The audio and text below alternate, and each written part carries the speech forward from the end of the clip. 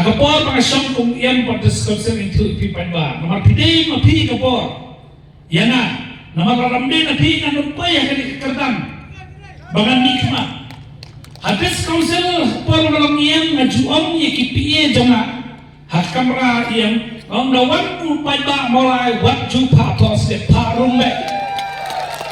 Balay nang ita. Ikipiye nang day maki o pensyon ni suki. Maki kidan hak andrung nakabenta kecindang kam tuki hapo kani kecaka kabaki kita bu ina. Bapada hakini ki rusdem ngam simpene rani kamolai konsensi hereng lale bun ki benta. Bab ndetang ki benta ki banganra ki cindang ya pasnang patha. Hereng kade ka benta.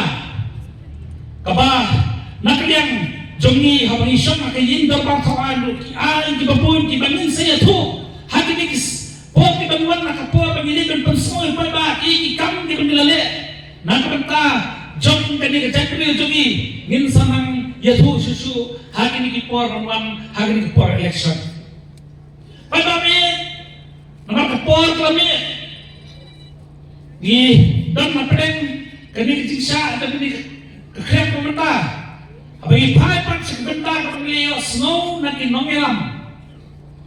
Kiblah kerana tu nadu kisang paper di badan ni kamulai konsensi kabenta kalong ya kajing pensau jumpi kum kipat nang samstang kidang alam kidang kersam ki pada nang samstang kisang mulai di kejengi tanggawe suka bani lara pikwa pangan ino ya kini kejasi pemerintah kuat binyang lut bro na kasong kejauhan pet mana bakwa pangan ino ay kini kejersi tato yang pet ba bro depan kami akan dikepor ngai kerai daga pendam hakaman jempi kipat ba nakabenta kini election di pemerintah upay ba udang bor halo ke parti kadai ke inform dari bakong sandu kadai ke man kejauhi lada piman yang apa nyele independen mentah kami ngerai bagian nilai independen nakabenta kami nah ini baris komo nomor tema pi pensiun tema pi penyen nga ya tak ada hani kapor karai kapak hatu kolom nga hapendam hakamon jompi pada kubel sebuan kubel sejamu